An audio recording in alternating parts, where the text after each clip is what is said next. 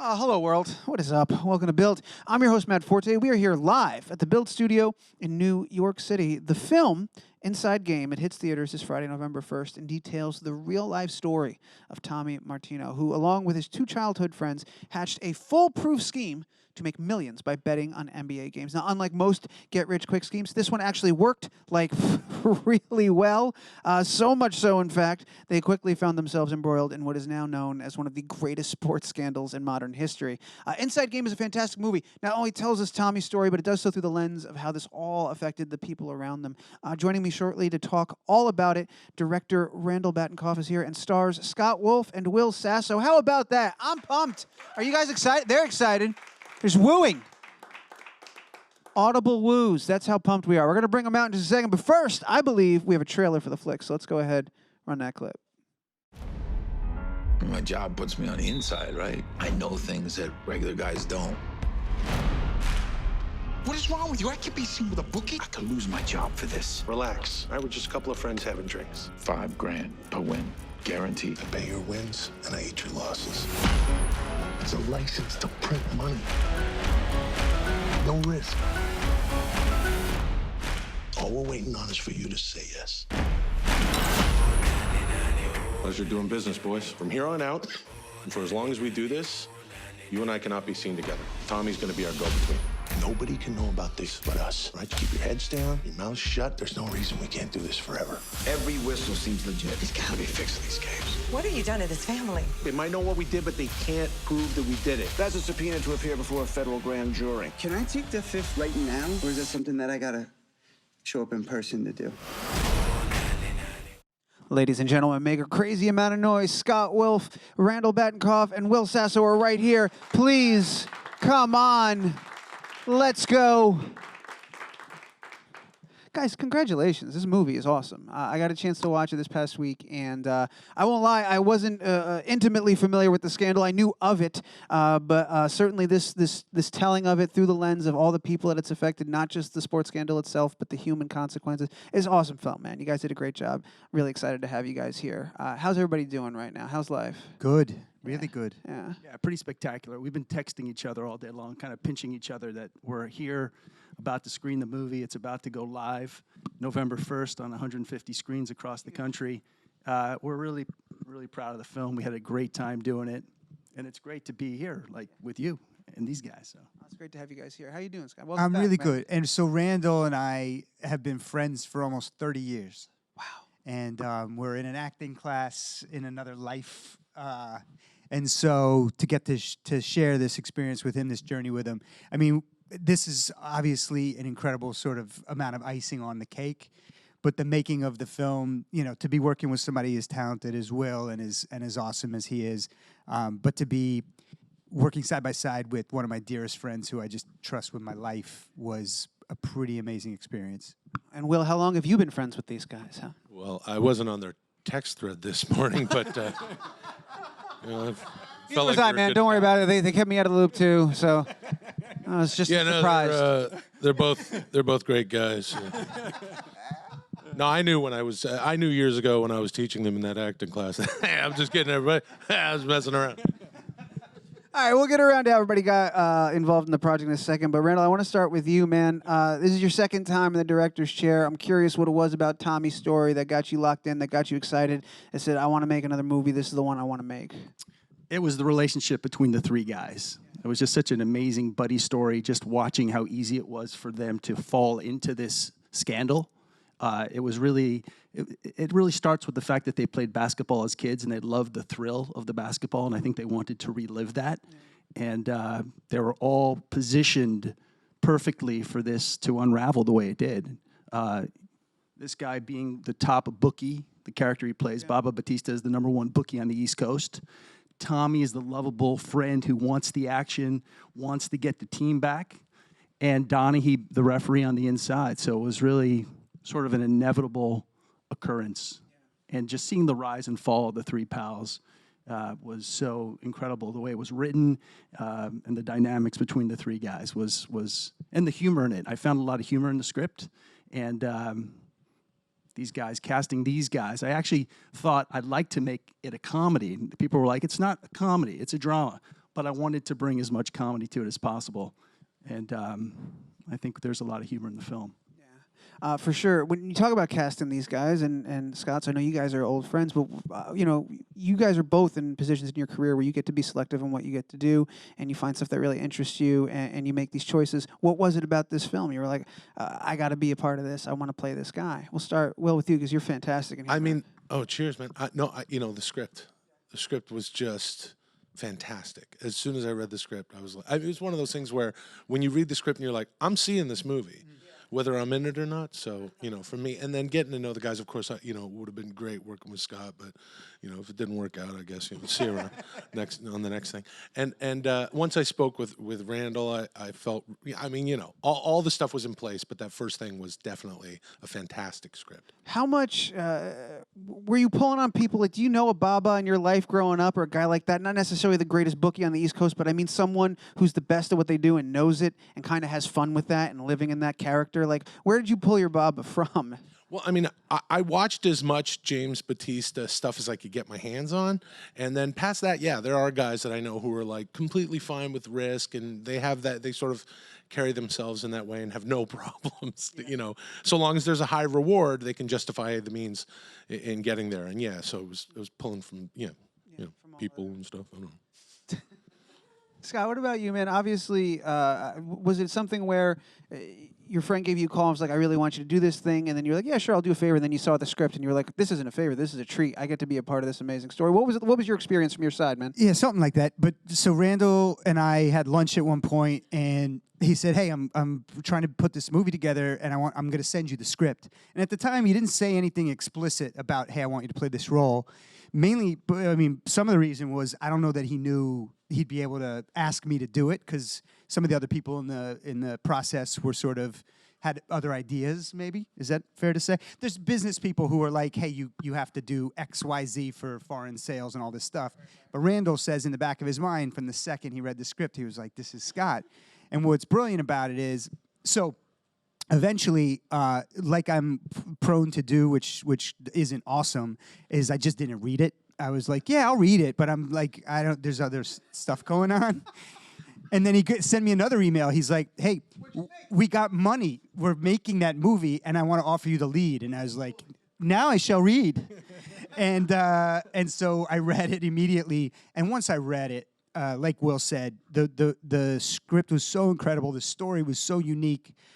It didn't fall into any of these pitfalls that a story like this maybe could. The characters just felt clear and interesting. The relationships felt amazing. And what Randall said to me at the time was, he was like, look, what's kind of cool is I've known you for almost 30 years. I might be the only person directing this movie who knows how exactly right you are for Tommy and how much of you is in Tommy and Tommy in you.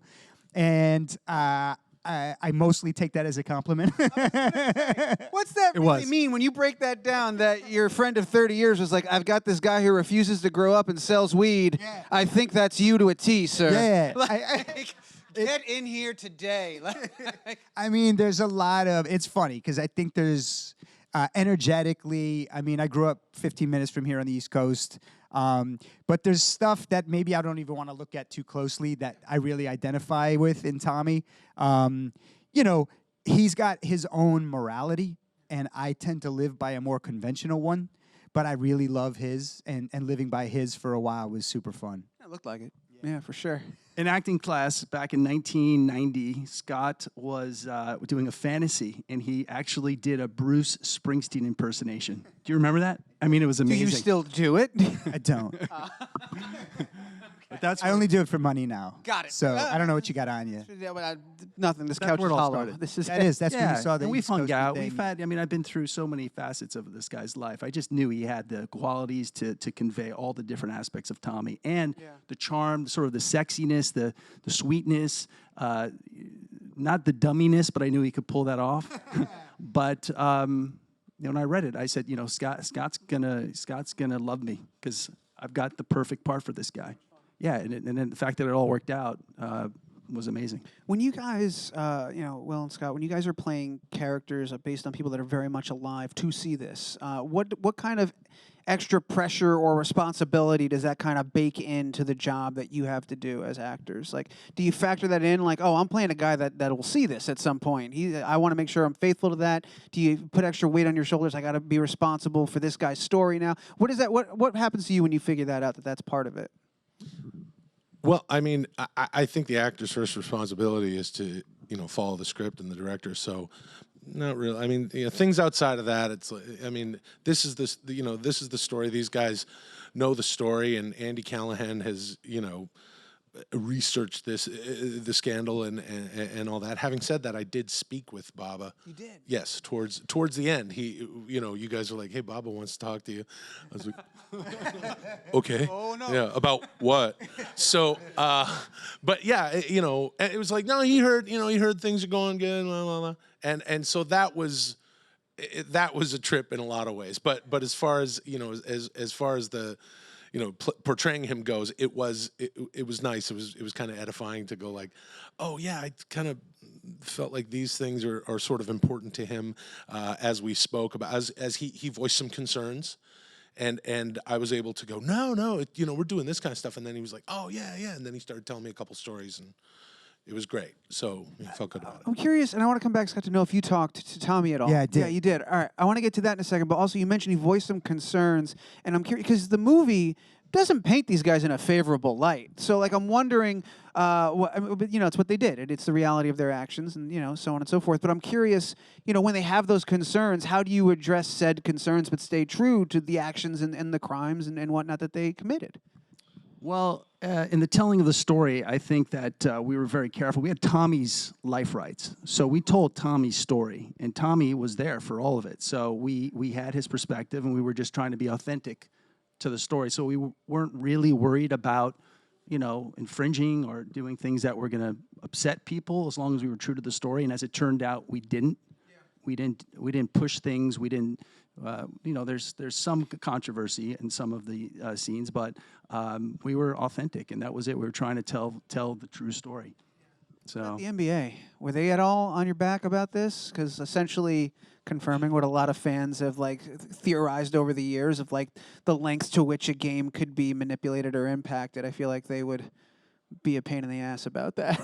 Well, we had to be careful with the NBA, obviously. Yeah. So our executive producer, Paul Martino, who sort of masterminded this whole project, he is actually the cousin of Tommy Martino. He also sits on the board of FanDuel along with the NBA, and he let them know that he was going to make a movie about Tim Donaghy. So he resigned from the board because he didn't the conflict of interest, and so they were aware of this, and they've been aware of this film the entire time. It's not a story they're very, happy with, but we told an authentic film, and we had to tell it authentically. So we had to make sure we had the logos right, the uniforms right, the courts, everything had to be as it was, and so we had a lot of legal advice along the way. And yeah. What was it like meeting Tommy, talking to Tommy? Yeah, it was awesome. But, right when I got involved with the project, Randall sent me, he had done this long interview with Tommy, and so he had a voice recording of it.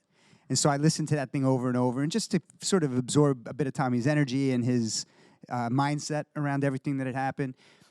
I think he was really excited and grateful to have his story get told. Right. And, there was something redemptive in it, I think, for him. And I think, like Will said, I was inspired but definitely by who he is. I just fell hard for him. He's a sweetheart of a guy. And but at the end of the day, they all seem to understand, the sort of dramatic license in that we're telling this true story. We're going to be as honest as we can, but we're also having to serve the storytelling of a film. Yeah. And but I don't think they really diverged in any significant way. And it seems like all the guys have seen it and all the guys love it, which is really meaningful. I saw Tim said that he come around on it. I think in the beginning he wasn't on board, but now he's since come on board and approves of it and thinks it's great. And all the guys like it. That's got to be really nice to hear that once it's done, you put it in the can. That the guys who lived it come back and say you nailed it. Yeah, it's true. That's right. What were you gonna say, Will? I don't know. I was just gonna say we were at a function last week in LA, and he was there, and I didn't know he was on board with the film. So I was like, what's he doing here? You know? But nice guy, very open about the whole thing. It's an amazing asset to have with a film like this. There's Paul Martino, there's Tommy Martino's story, and Paul. No, but to have Tim Donaghy, who's identified the closest with this as far as NBA fans and stuff, and he's there going like, yeah, that happened. Yeah, oops. Yeah, I did that. Yeah. And they're still best of friends, which is amazing. So Donaghy and Tommy Martino are super tight in spite of everything that's going on. They're best pals, and they're ribbing each other. And Donaghy say, "Tell him this and give him that." And I'm like, "Oh my, I can't say that to Tom." He's like, "Tell him." So there's that dynamic never changed. So it came off in the script. And it came off in the movie, and it's still, it's that friendship was everything. Yeah, and I guess they've served their time, right? It's been a while, so why not be a bunch of friends and joke about it, I guess, right? They're having fun now. I don't know. That's wild. It is wild. Yeah, right, I guess. That's pretty amazing. One of the other things I saw about this film, I was reading someplace that in regards to like the depiction of sports betting and sports gambling on film, this is one of the movies that's been the most accurate. Doesn't get lost in the weeds in that stuff either. That's a backdrop to the larger story and the drama that we're seeing. But I'm curious in terms of you guys, like preparation, what kind of training or research did you do to familiarize yourself with like all the different lingo and all the ways that it worked? How much did you know about the world of sports gambling before becoming a part of this? Well, my job was easy in that regard because Tommy didn't get it. That's right. So I didn't have to get it. I looked at the script and would then kind of Google stuff, and kind of get into the specific nomenclature and games. But then when we got to set, there was like a bunch of. I remember I was like asking, well, then why does he say these four numbers? Well, that's his pass. Oh, okay. But then why does he? Yeah, because it's fast. There's no amount of research you can do to replace the experience. Thankfully, again, we have Andy Callahan's script, and and when the pieces all come together. But yeah, there's a lot. I mean, I thought I knew enough about some sports gambling. Man, it's a deep dive. But I think you make a good point, which is I think that we were all conscious all throughout it of striking that balance where you don't tell the audience that they live and die based on their understanding of the math technicalities of all the betting stuff. There's just sort of a wash of it that comes over you. And but people who have, in these screenings, people who have no exposure to gambling or to sport even have been finding a home within this story. And mostly because of the scripting and Randall's direction and how these relationships between these guys felt really textured, really complicated, and really kind of something that a lot of people, I think, can relate to. Yeah, for sure. I also had a gambling expert friend of mine who ran a sports book for about 20 years make sure that the script was spot on. So we really combed through that. We wanted to make sure that we got cred from the gambling community. And to get that cred is really not easy. So we're very happy with that. That's a great feat that we pulled off. To that end, I saw this on Twitter. The film's account in a post for this talk said specifically in all caps, "The beans will be spilled. Maseratis filled with drugs and cash. Legalized sports gambling on set." I'll leave it to you guys to decide which one of those stories you want to tell. I'd like to point out that Tommy Martino himself runs all of the social media for this movie, so please don't pay attention to any of the goofy stuff. He's just trying, it's clickbait. He wants you to get excited. Ooh, Maserati's filled with cash. Maserati's already cash. Lotus, right? Is it Lotus? Lotus, yeah. I don't know much about cars, but that Tommy, I tell you. That shit was cracking me up. The beans will be spilled, drug-filled cars and cash. I was like, well, we got to talk about whatever the hell that is. Well, someone gets naked in this film. Someone on this stage gets naked in the film. Does anyone have any idea who? But I don't want to. No spoilers. But his If you get it right, initials- they're going to do it again by the end of this interview. They're going to do it right here. No. It's Randall. It's during the credits, and you can skip it. It's after. It's an extra. It's the post-credit sticker. It's, if I may, It's the blooper. totally unnecessary, but I worked out for it. Okay, all right, you worked out for it. I guess it's all right then. Well, when you direct your movie, you can choose when you get naked. It's Okay. going to be a wall-to-wall 2-hour Harvey Keitel naked and Bad Lieutenant for no reason. Can't wait. I'm buying my tickets today. All right, we'll do it in a second. We got to go to audience Q&A in just a second. Before we do, Scott, last time you were here, man, we talked briefly about the Party of Five 25-year anniversary and all that stuff. Since then, I had Angela and Jenna from The Office in here. They're doing a rewatch of The Office, and they're making a podcast out of it. And I thought, oh, my God, what a cool idea. Do you go back and ever revisit or rewatch Party of the Five? Have you ever, like, what's your reaction to seeing that stuff? Like, So I never did. Yeah. And for years, I don't even know, 20 years, I didn't watch a single frame of it. But then, like 5 years ago, it came onto Netflix, 4 or 5 years ago. And I was away, I was shooting a show, and I was in like the hotel room one night, and I saw that it was, someone said, hey, the Party of Five's on Netflix. So I was just like, oh, maybe I'll just watch like a scene. And I don't even know, like 7 hours later, I was like sitting on the couch just bawling my eyes out. Yeah, because I mean, it was like leafing through like a family photo album. Yeah, it was. I mean, it was an incredibly rewarding experience. I still love all those people, and the stories were really human and kind of timeless. And so I think it's why people still. You mentioned the show, and it's not like, talking about like the Andy Griffith show, which also makes me cry. But it still holds this real emotional resonance for people. So yeah, I sort of binged through a bunch of episodes, and now it's not on. I don't think it's streaming there anymore. But yeah, so it was revisited. Yeah, I did. It was nice to dip back in, but I'm good for a while. Well, do you ever go? Do you have characters that you miss more than others from your time when you were on Mad TV, man? Do you ever go back and revisit any of that stuff? And I don't believe Mad TV is available anywhere. I don't think it is. But I figured if anyone has access, it's got to be you. Nope, I ain't got nothing. No shit, really? There's nothing. There's a couple GIFs online. I go, oh, yeah, is that me? I don't know. It's kind of fuzzy. Yeah. Some of them. Yeah, some of them you kind of go back like, oh, I would have liked to have done that again, or in a different light. No. You're not going to tell me any of no. them? What? I was going to say, there's none specifically? Well, I used to do this thing called Paul Timberman's Workshop that always just made me giggle because it's just a guy sawing his hands off and, and kind of just quietly, Bob Vilaing it like, oh, that hurt, Cool, man. Thank you. Well, I appreciate that. No, I was just curious.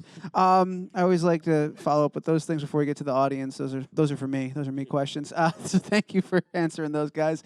Kate, how many I got? I got at least 2, right? Beautiful. Let's do it. You got microphones in the room. Come on down. Let's do it up. Hi. With such a funny group of actors for a dramatic film and a dramatic set, was there any room for improv, and did any of it end up in the final project? Oh, that's a great question. There was, I think, some. In fact, the final scene in the movie, which is the climactic scene in the film, there was a lot of improv. We actually were writing that scene and rewriting that scene the day of, because we were going to end the movie a completely different way until about 2 days before that. So, yes, there was a lot of improv there. I'm sure this guy improved substantially at times. Not much, but no. I mean, no? It's just sort of. I mean, it's a different kind of improv that we ended up doing. It's like, I don't know, like dramatic improv, I guess. Like, yes, a little bit.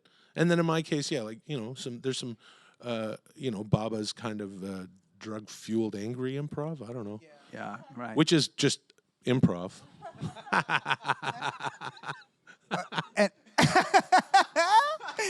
And I also do, I think that it always felt like it had that energy about it, like an improvisational thing.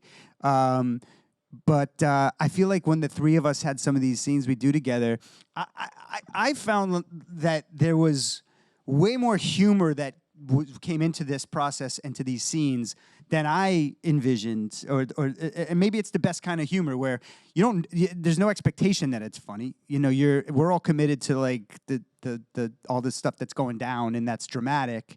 But there was just something about these three guys together in their sort of unique lanes, kind of converging. I will say that, I mean, what Eric and Scott did with the roles would make me laugh almost daily, because I mean, look, the situation is hilarious that they're all getting into this thing, and we all know how it ended up, and there is a great deal of humor, primarily from Tommy Martino, and then, I mean, I hope audiences see how. I mean, there's so much comedy in Tim Donaghy, like you know, the mischief of Donaghy, and just like, what do you do? Like, why? Don't do it.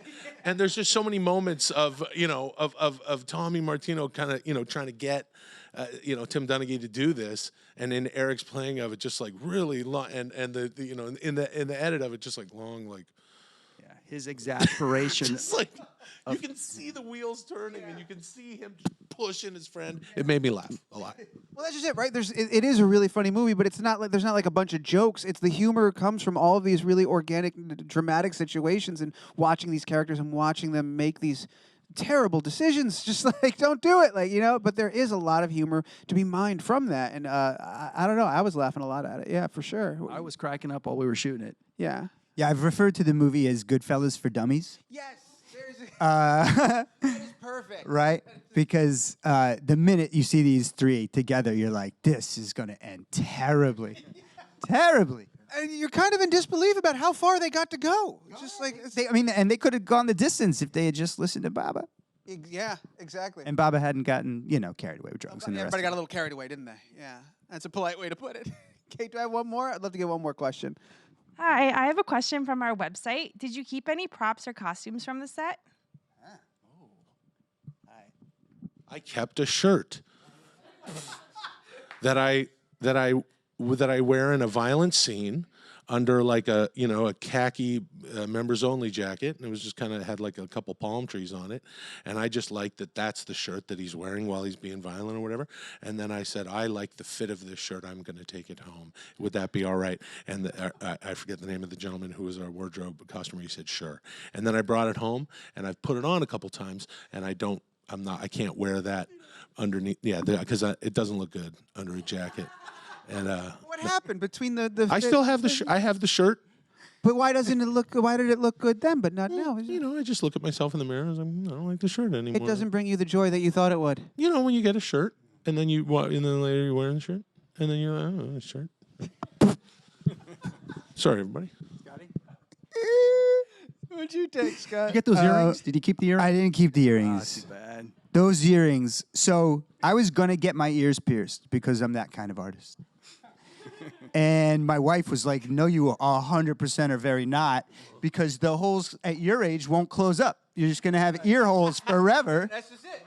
So then we had these magnetic ear studs that every time there was like a pushing scene, it was like, freeze, hold, and there'd be a team of people because they'd fly off, and we'd be looking through dirt for the earrings. I kept a suit, a blue suit that Tommy wears, I believe, twice in the thing. I thought I might have worn it in the beginning of the movie. That was not my suit, but it fit me but I was in very, very good shape when I made this movie, and I'm not now, so it doesn't fit anymore. I can't wear my suit like Will. Another sad ending. Another sad ending or to the wardrobe. A new beginning. Would you like my shirt? Yes. Yeah? All right. I'll take the shirt. I'll give you the shirt. Randall, would you like my suit? Why not? Randall, did you take anything? Well, I had, a lot. I've got all the graphics for all the basketball courts. I've got all the graphics. Cool. My friend designed all that stuff. So I've got a lot of stuff on my computer. I got a lot of photographs of these guys. It's an ominous statement. Precarious. Yeah. A lot of stuff on my computer. It's hanging on to photos. Yeah. Do you feel, and are you happy with the thing you took versus these two who have not found joy in the thing that they took from set? Are you pleased with your thing that you took? Yes, I'm very pleased. Okay, very good. pleased. That's Yeah. important to me. Gentlemen, Thank you so much, man. I sincerely, this is a fantastic movie. I think you guys, you're both amazing in it. You've done an incredible job. It's really a fun movie to watch. November 1st is going to be everywhere. How many screens did you say, Randall? 150. 150 screens. Fantastic. And people can check out, where can they go to get tickets? InsideGame.com is the best place, and that'll drop tickets. InsideGameMovie.com. Oh, geez, he's right. InsideGameMovie.com. Wow, thank God you're here. No worries. It's the only reason. No. Fandango's got tickets. You can, but if you go to the website, InsideGameMovie.com, it'll tell you where you can see it in your city. It's in 20 NBA cities, and hopefully it'll grow if, in fact, people show up in theaters. Thank you so much again. Thank you guys for being a great audience and asking awesome questions, and thanks to those who tuned in at home. Go to InsideGameMovie.com, get yourself some tickets and see this film. Thank you once again to Scott Wolf, Randall Batinkoff, and Will Sasso for being here. Make a crazy amount of noise, people. Come on.